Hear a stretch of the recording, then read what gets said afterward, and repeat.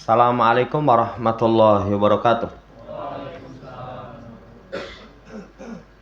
Innal hamdalillah nahmaduhu wa nasta'inuhu wa nastaghfiruh wa na'udzu billahi min shururi anfusina wa sayyiati a'malina. May yahdihillahu fala mudilla lahu wa may yudlilhu fala hadiya lahu. Wa asyhadu an la ilaha illallah wahdahu la syarika lah. Wa asyhadu anna Muhammadan abduhu wa rasuluh. Allahumma salli ala Muhammad wa ala ali Muhammad.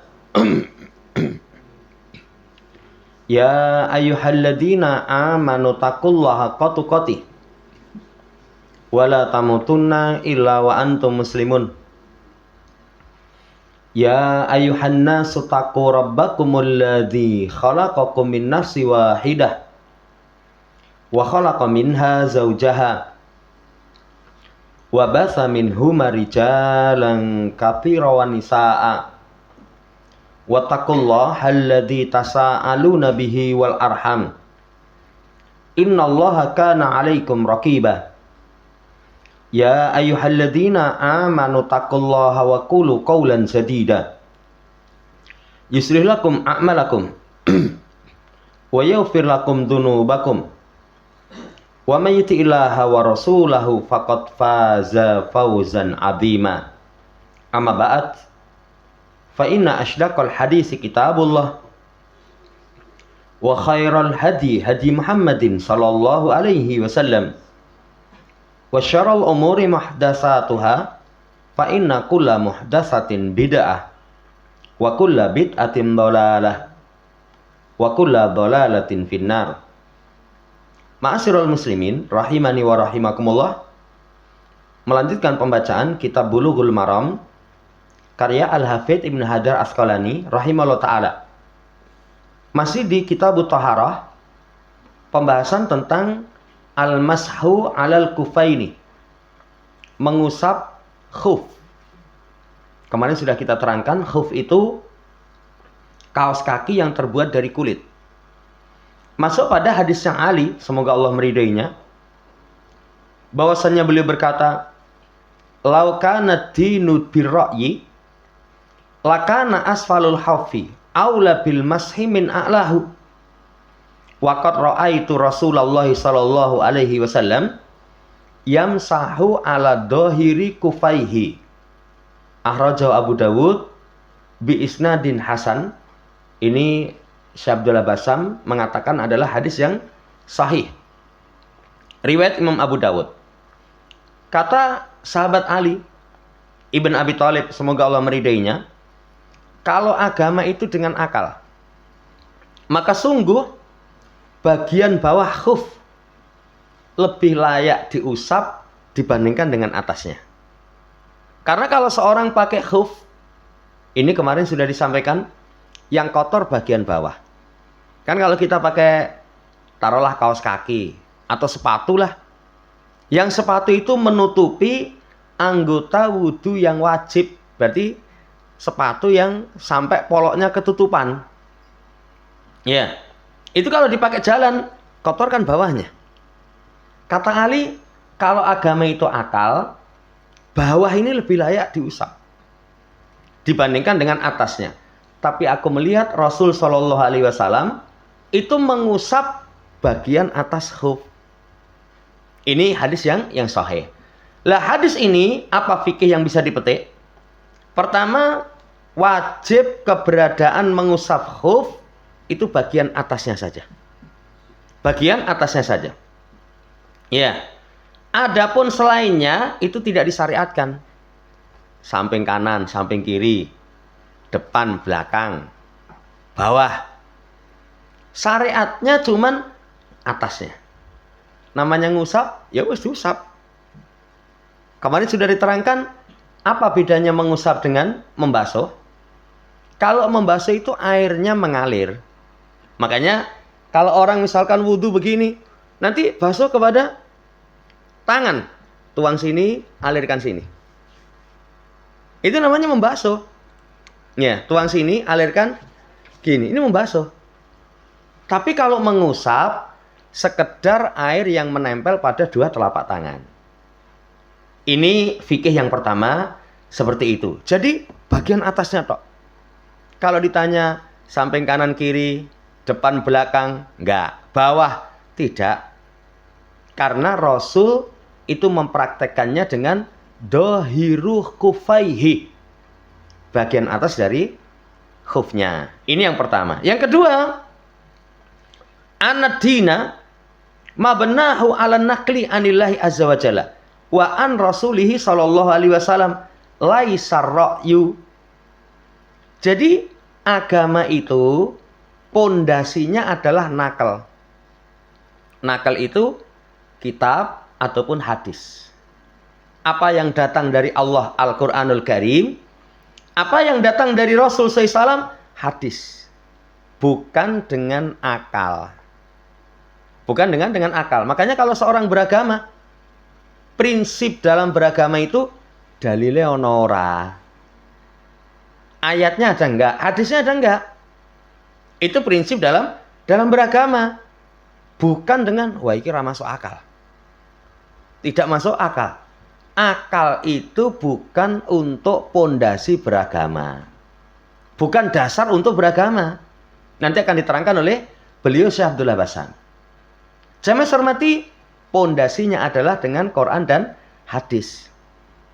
Maka kewajiban kita al-ittiba lal ibtida.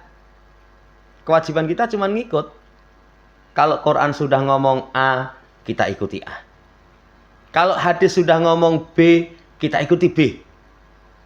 Kewajiban kita cuma seperti itu. Bukan dengan cara misalkan, lah, ini bikin barulah. Ini sudah orang-orang cerdas-cerdas kemudian diganti. Bukan, ittiba lal tidak.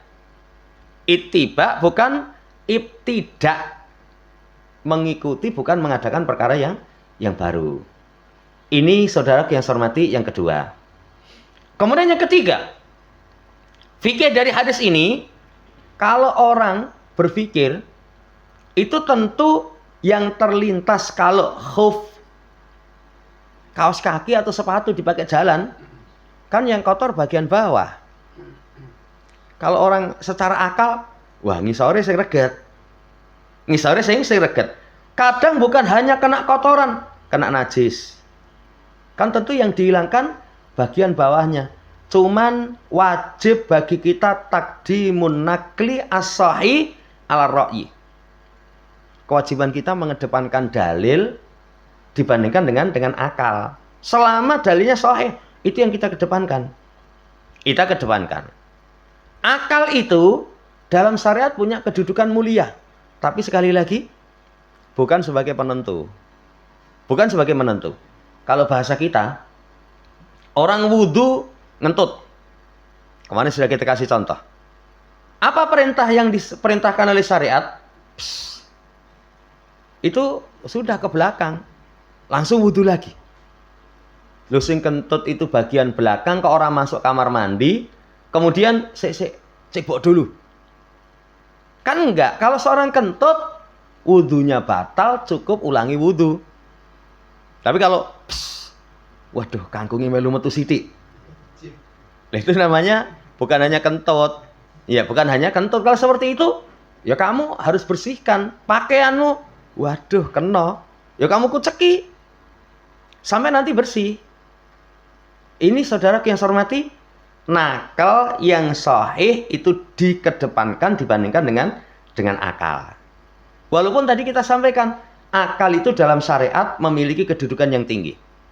Dengan akal, seseorang itu misalkan bisa menimbang-nimbang. Makanya ada ayat, afala ya'qilun. Tidakkah mereka berakal? Orang mikir toh?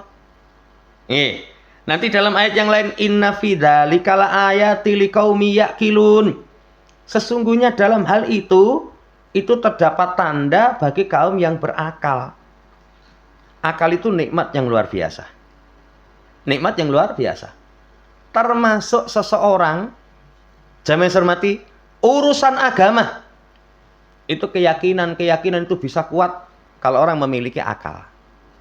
Memiliki akal. Urusan dunia, seseorang itu kadang terhormat juga, wah akalnya pintar. Akalnya pintar. Coba kalau yang lain punya, wah piye? Wah gagah. Tapi siji mas kurangin apa? 97%. Jadi ngerti guyu dewe gitu. Wah, lah kayak gitu ya nggak ada nilainya. Karena apa? Karena tidak memiliki akal yang sempurna. Makanya termasuk kalimat yang orang marah itu kalau akalnya dinafikan. Ya, piye mbok langgati. Mas, langsung ora waras kok mbok langgati. Wong ra waras, kita marah itu. Wah, aku mbok anggap edian toh.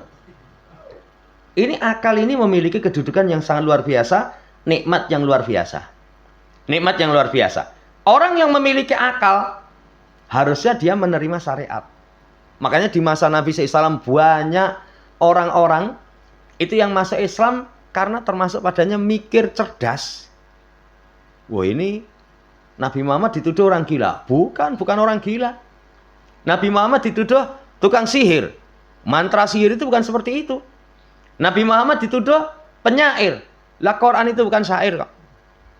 Sangat indah kandungan dari Quran. Akhirnya dengan kecerdasannya menerima hidayah. Kayak sekarang kan begitu. Orang-orang yang kafir kemudian mu'alaf masuk Islam, salah satunya yang memiliki nikmat akal. Sampai saya pernah cerita, ada orang pekerjaannya laundry. Ya, ini tadinya orang kafir. Begitu dia cuci pakaian muslim dengan pakaian orang kafir, kok beda tuh ya? Kalau pakaian orang kafir, wah sudah mambu. Kan orang kafir apa ada tuntunan istinja, cepok. Mereka itu kalau pipis rampung cuma diselendik-selendik gitu. Ya kan gak diselendik. Ya, kalau enggak cuma dilapi dengan apalah. Itu orang kafir. Tapi kalau muslim, cepok. Begitu nyuci, beda itu. Makanan itu kan pengaruh kepada keringat. Pengaruh kepada keringat. Orang kafir, panganannya pemakan segala. Ya, apa kalau pemakan segala itu? Apa? Omnivora ya. Pemakan segala. Kalau muslim, makanan itu diatur. Sampai nanti kalau makanan memunculkan bau tidak sedap, kayak bawang merah, bawang putih, itu pun nanti jangan masuk ke masjid. Itu diatur. Begitu mikir, wah Masya Allah, wong Islam itu kayak gitu. Akhirnya mu'alaf. Ini akal, kedudukannya luar biasa, merupakan kenikmatan Allah Subhanahu Wa Taala yang besar. Yang besar. Makanya dalam agama kita, prinsip penopang kemaslahatan hidup, itu yang dijaga salah satunya akal. Kan orang hidup itu akan baik, paling penting agama. Orang kalau sudah nggak beragama, kacau lah. Paling penting agama. Makanya diharamkan syirik, diharamkan bid'ah. Harus mentauhidkan Allah, harus ittiba. Yang kedua, akal. Diharamkan khamr, diharamkan narkoba. Karena akal itu penopang kemaslahatan hidup. Orang kalau akalnya rusak, ya sudah. Yang ketiga, harta. Tidak boleh mengambil harta orang lain. Kalau bahasa saya kecuali dengan dua.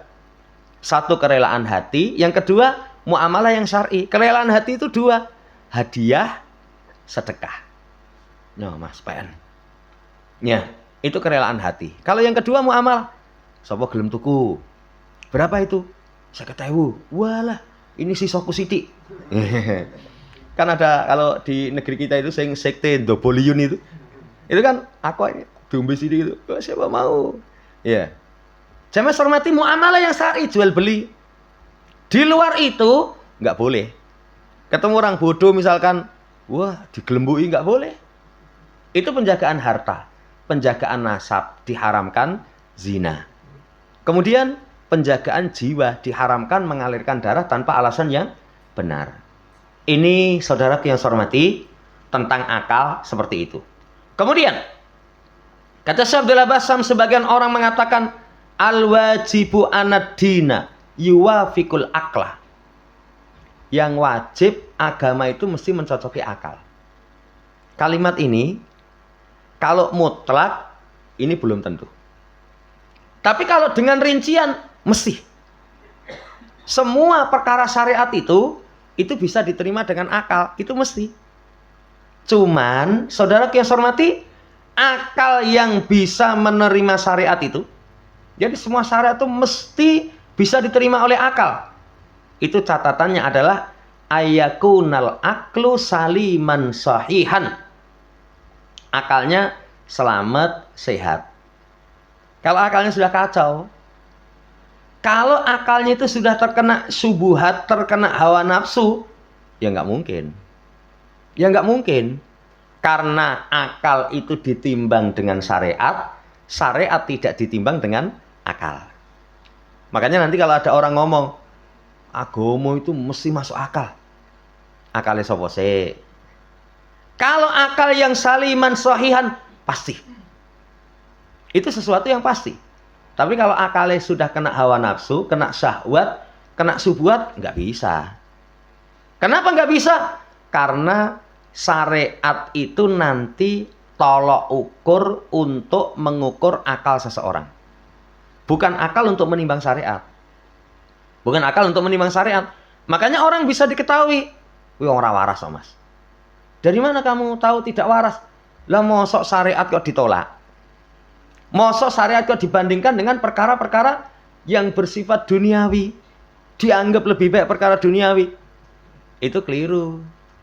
Itu keliru. Orang waras. Kenapa? Syariat diukur dengan akal. Tapi akal itu harus diukur dengan syariat. Ini fikih dari hadis seperti itu. Kemudian fikih dari hadis, wajib tunduk, berserah diri kepada perintah Allah dan perintah Rasulnya. Ini goyatul ibadah. Ini kamalul inqiyadi wa taslim. Puncak ibadah itu tunduk. Kesempurnaan Islam seseorang itu tunduk. Makanya kalau orang pengen tahu, jane Islamku ki wis kuat apa urung? Sudah kuat apa belum? Apa tolak ukur kebaikan Islam seseorang? Kata Asy-Syaikh Muhammad bin Abdul Wahhab, itu tolak ukurnya nanti 3. 1, al-islamu lillahi bitauhid. Tunduk dengan mentauhidkan Allah Subhanahu wa taala. Kalau orang tanya, Islam saya sudah baik atau belum? Lah kowe wis tauhid atau belum? Sudah mentauhidkan Allah atau belum? Kalau masih ada kesirikan-kesirikan, Islammu belum kuat. Yang kedua, al-inqiyadu lahu bitta'ah. Tunduk dengan melaksanakan ketaatan.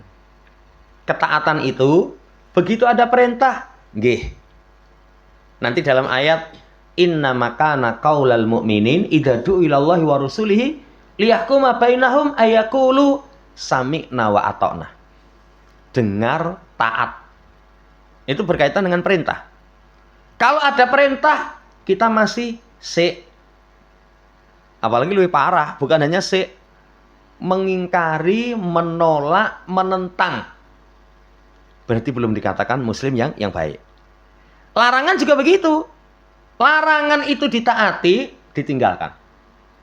Kalau ada larangan kok masih kalau nggak itu misalkan malah wopo, sidik-sidik rauleh. Itu berarti keislaman kita belum dikatakan Islam yang baik. Yang ketiganya, berlepas diri dari kesyirikan dan penganut kesyirikan. Menerapkan prinsip al-wala wal bara. Ini fikih dari hadis. Fikih dari hadis, wallahu ta'ala alam, hikmah dari hukum ini. Hikmah dari hukum ini. Kenapa kok khuf itu tidak dibasuh? Ini kata Syekh Abdullah Wasam, di antara hikmahnya 1, itu nggak akan rusak. Coba kalau misalkan kita pakai kaos kaki, setiap kali pakai kaos kaki itu dicopot ning dibasuh. 1, kaos kakinya cepat rusak. Yang kedua, itu nanti bisa mendatangkan kerusakan pada kaki kita. Bisa kuademen. Kemudian kalau ya kaki yang sakit itu kalau saya dulu neng Tawangmangu itu, sing kena rangan itu loh. Wah, rangan itu sudah. Sandelok itu wah jebubuk gitu. Omone ambune wah. Wis jangan tanya. Itu kalau cara pengobatannya apa? Jangan kena air dulu. Obati sampai nanti kumannya itu mati, nggak kena air, bisa mari. Kalau misalkan kaos kaki atau hub itu dibasuh, nanti akan merusakkan. Apalagi sepatu. Sepatu kalau misalkan sepatu, taruhlah sepatu kain atau apalah, dibasuh. Kadang lime ucul itu. Ini hikmah, kata Syekh Abdullah Basam. Yang kedua, diusap itu taisiron wa tashilan, kemudahan. Sebagai bentuk kemudahan. Kalau usap, kan gampang banget. Memberikan kemudahan. Syariat kita itu memberikan kemudahan. Ya. Kemudian yang ketiga, penjagaan harta. Penjagaan harta. Ini saudara yang saya hormati, dalam rangka supaya harta itu terjaga. Dan masih banyak hikmah yang lain. Termasuk padanya, berarti Islam itu mengajarkan kebersihan.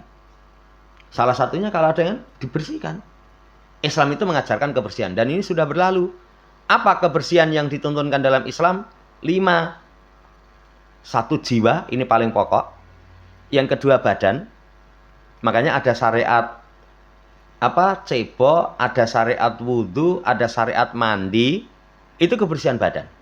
Ketiga pakaian. Yang keempat itu makanan. Yang kelima tempat. 5 itu termasuk perkara yang disyariatkan dalam syariat kita. Wallahu ta'ala alam. Jamaah hormati, ini fikih dari hadisnya Ali bin Abi Thalib. Setelah itu dibawakan riwayatnya Sofwan ibn Asal. Beliau berkata, karena Nabi SAW ya'muruna idza kunna safara ala nanzi'a hifafana salasata ayamin wa layaliyahunna illa min janabatin walakin min ghaitin wa baulin wa naumin. Rawahu An-Nasa'i wa Tirmidzi. Hadisnya adalah hadis yang sahih.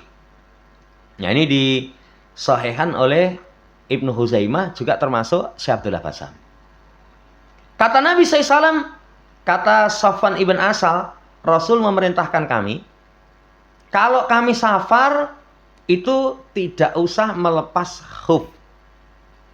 Dengan 3 hari 3 malam, kecuali 1 karena junub.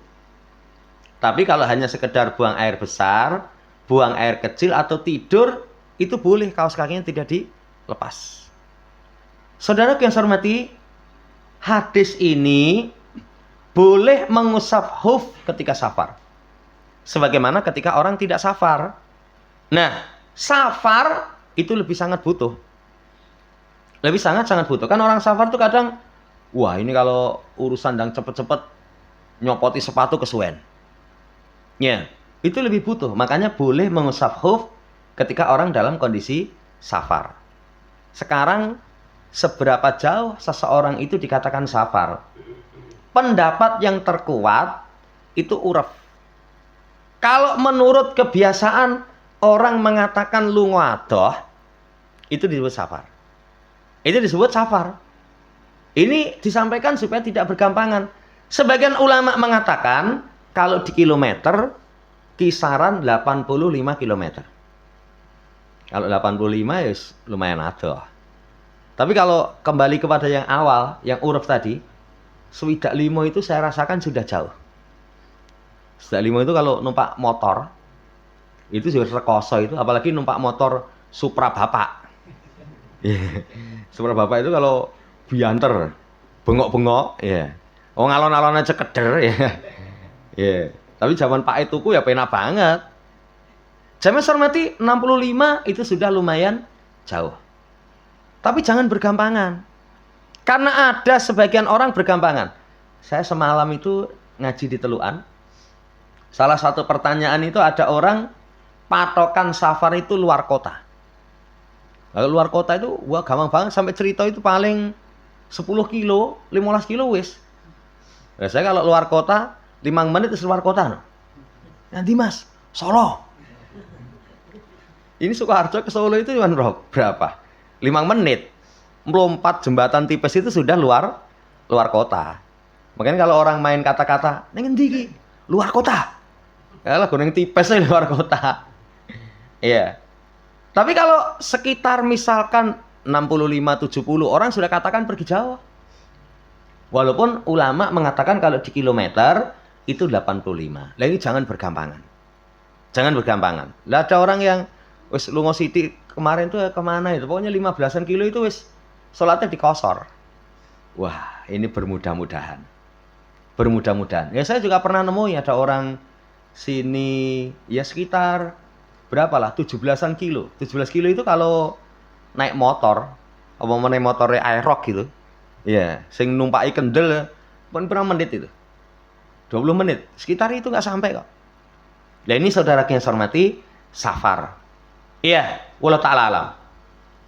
Nah patokan ketika orang safar itu 3 hari 3 malam. 3 hari 3 malam itu taruhlah misalkan kita hari ini wudhu. Setelah wudhu pakai khuf. Ini jam 8 misalkan. Pakai khuf. Nanti setelah itu ya batal wudhu, khufnya tidak harus dilepas. Jam 8 besok itu berarti 1 hari 1 malam. Jam 8 besoknya hari yang ke berarti besok kedua, ketiga. Itu berarti itu baru 2 hari 2 malam. Jam 8 yang keempat itu berarti 3 hari 3 malam. Masih boleh diusap. Loporatus ya karemu. Ya, karena ada orang misalkan nggak mandi itu juga bisa tetap bersih. Piye carane? Anduk, setelah itu dikasih air, setelah itu koi sabun, diperes itu dioles-oleskan dengan awak untuk mengusapkan kepada tubuhnya, bisa kok. Sampai ada kayak kalau ulama kasih contoh yang penyegar badan itu menggunakan alkohol, itu diperbolehkan, tapi ulamanya itu nggak suka, seperti Musaimin. Kayak yang semprot itu seger, tapi dingin seger, beliau nggak suka. Tapi boleh. Lah ini misalkan 3 hari 3 malam dia tidak mandi, ya berarti boleh dia usap khuf.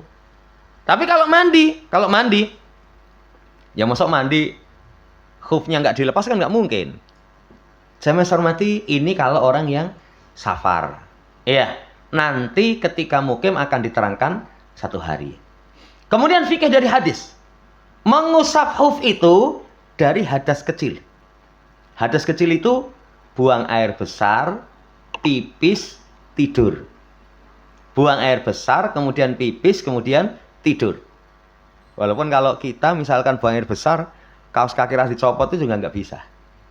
Nggak bisa. Kita itu model apa? Kamar mandi yang bawahnya itu rano guangan banyu itu. Kan ada kalau model-model di hotel itu ada yang kamar mandi ini ngisore itu wah, ngrujukin yang kono banyune ra iso ngguak. Nah. Karena nggak ada pembuangan. Itu kita kadang, wah piye. Lah dikasih kloset duduk malah mangkruk ning dhuwur. Ya. Ya kalau kita nggak bisa, ya tetap dilepas. Tapi kalau bisa, itu nggak dilepas boleh. Nggak dilepas boleh. Pipis juga begitu. Kalau kita pipis misalkan, wah angel saya. Kalau kaos kaki nggak dilepas kecipratan. Iya. Tapi kalau memang mampu 3 ini, itu hadas yang kecil, khuf boleh tidak dilepas, cukup diusap. Fikih dari hadis. Fikih dari hadis menjelaskan kepada kita yang membatalkan wudhu itu keluar dari 2 lubang. Lubang depan, lubang belakang. Itu yang paling penting, yang membatalkan wudhu. Kalau lubang depan, ada kencing, ada madhi, ada wadi, ada mani. Kalau mani bukan hanya membatalkan wudhu, wajib mandi. Tapi kalau madhi itu cairan yang keluar ketika syahwat bergejolak. Syahwat bergejolak. Misalkan neng jalan ketemu makhluk halus. Tangannya halus, pipinya halus gitu lho. Sikile halus, ora ditutupi. Ora nyawang, neng ngarepe ya nyawang. Bergejolak, setelah bergejolak begitu mau sholat mampir di masjid, wah lah kok ono lem takol neng katok. Itu namanya madhi, itu najis. Berarti dibersihkan. Ini yang depan, kalau belakang itu sudah dimaklumi. Nah, di luar yang keluar dari 2 lubang itu, yang membatalkan wudhu itu tidur. Tidur itu membatalkan wudhu. Ini banyak nggak paham. Cuman tidur yang membatalkan wudhu itu para ulama katakan tidur yang menenggelamkan. Menenggelamkan itu tidur yang hilang kesadaran. Tapi kalau turu liep-liep masih denger. Ya, omongan orang masih denger. Iya. Itu berarti belum membatalkan wudu. Belum membatalkan wudu. Cuman banyak nggak paham. Jumatan ini yang paling parah. Kalau Jumatan itu kita masih dengar khatib berkhutbah. Krungu khutbah, krungu gandangi kaya ngono kok. Isine apa? Mbuh wis. Yeah. Embuh ya. Kalau itu berarti wudunya belum batal.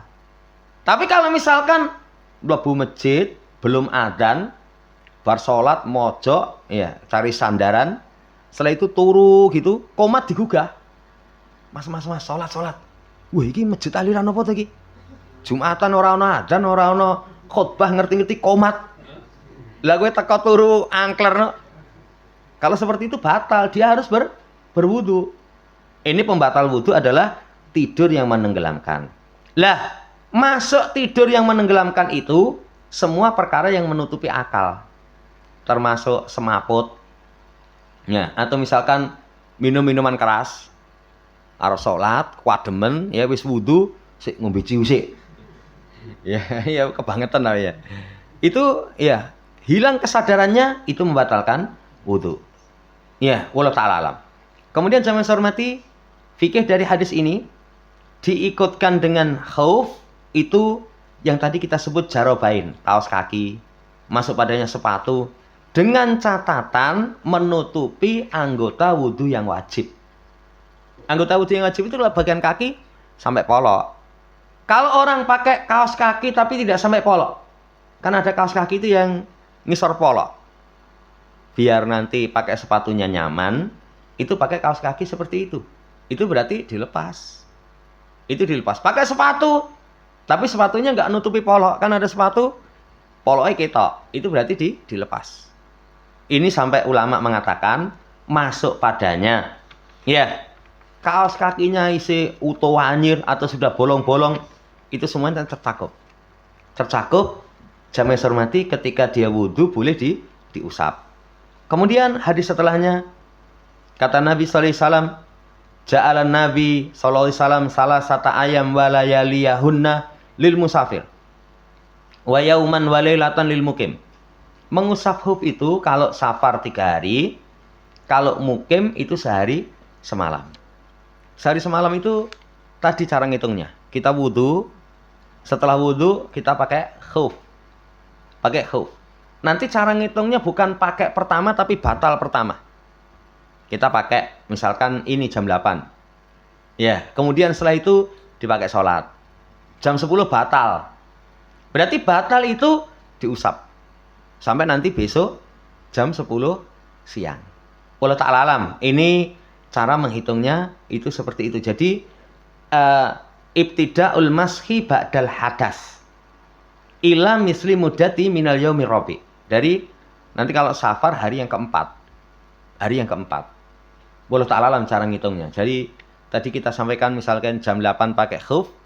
Nanti kalau langsung batal berarti ya sudah dihitungnya mulai jam 8. Wallahu ta'ala alam. Ini hadis hanya nambahi faedah tentang kalau mukim sehari semalam. Ya, wallahu ta'ala alam. Kemudian setelahnya Rasul mengutus satu pasukan. Beliau memerintahkan untuk mengusap alal asaib, yakni al-amaim, watasahin.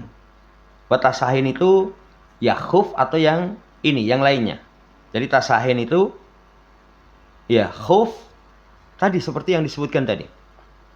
Nabi SAW memerintahkan untuk mengusap satu imamah, yang kedua khuf. Di sini ada tambahan apa? Imamah. Kalau imamah itu bahasa kita serban lah. Serban itu kenapa diusap? Karena memakainya itu tidak segampang kalau ini copot gini bisa. Dinggone.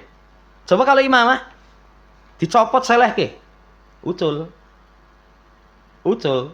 Kecuali ada yang imamah jerone kopiah. Jelene itu ada kopiah yang kaku, kasih imamah itu dinggone iso.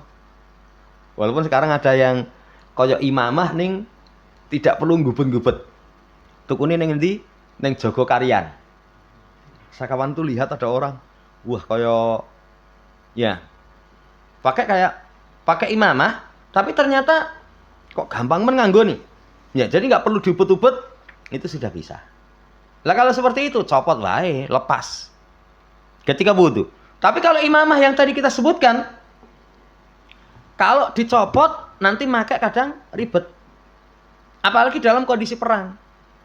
Perang itu, kondisi tertentu harus cepat, sigap, hati-hati. Kalau dalam nyopot saya kesuwen. Nah itu kata Nabi cukup diusap. Ngusapnya sama. Ini imamahnya gini sampai belakang, baru daun telinga. Jamaah hormati, ini tentang tambahan tentang imamah. Jadi boleh mengusap imamah. Ya, di safar, boleh juga dalam kondisi hadir. Ini rukhsah ini sifatnya umum. Sifatnya umum. Cuman kalau kondisi hadir ning omah, copotnya gampang lah. Ya, copot saja sudah gampang. Ini jamaah hormati berkaitan tentang imamah.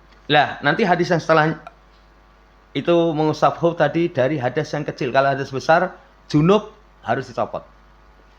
Harus dicopot. Ini nanti dalam hadis riwayat Imam Daraqutni dengan sanad yang sahih.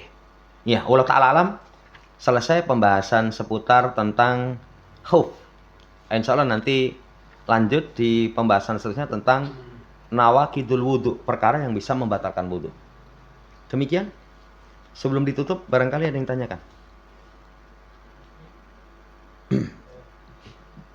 Tentang safar, kalau kita niat ke Semarang, terus kita sampai ke Boyolali atau sampai ke Boyolali atau Kesel, atau mungkin pulang dari Semarang sampai Solo. Jadi kalau seseorang sudah meninggalkan bangunan wilayah sekitar, itu sudah boleh qashar. Contoh, kita misalkan berangkat safar itu jam 11 atau mungkin setengah 12 lah. Sekarang kan adanya jam setengah 12 lebih. Kalau sampai misalkan baru Gompang, bangunan kita itu masih nyambung terus. Tapi kalau sudah diputus dengan Bulak, misalkan sampai nanti daerah Klaten, itu sudah boleh jamak qashar. Wallahu ta'ala alam, itu dalam kalau pemberangkatan. Kalau kepulangan sepengetahuan kami, itu sebelum sampai rumah, itu sudah dihitung, masih dihitung safar. Wallahu ta'ala alam, itu yang saya ketahui kalau kepulangan.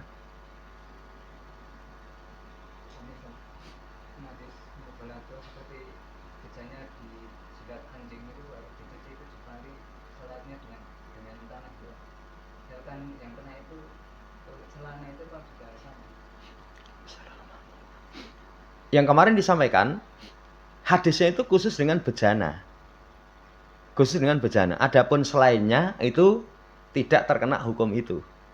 Tidak terkena hukum itu. Ini wallahu ta'ala alam. Ya, walaupun memang sebagian ulama mencakup semuanya. Mencakup semuanya, termasuk tangan kita yang kena. Itu juga dibasuh 7 kali, satunya dengan tanah. Itu dua pendapat di kalangan fuqaha. Tapi saya saat ini lebih condong itu khusus bejana. Karena hadisnya idza walagal qalb fi ina'i ahadikum. Kalau anjing itu walago itu minum sambil menjilat itu.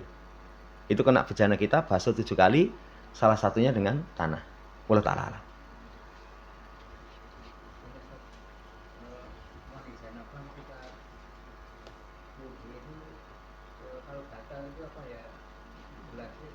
Iya, kalau batal wudu lagi. Makanya nanti gini. Misalkan kita mandi junub. Apa urutan mandi junub? 1, cuci tangan, cuci kemaluan. Setelah itu cuci tangan. Setelah itu niat baca bismillah. Kalau di kamar mandi berarti nggak baca, cuma niat dalam hati. Setelah itu nanti selai-selai pangkal rambut. Ya. Wudu dulu. Setelah wudu, selai-selai pangkal rambut. Setelah itu guyur kepala 3 kali. Ratakan air ke seluruh tubuh, basuh kaki, selesai.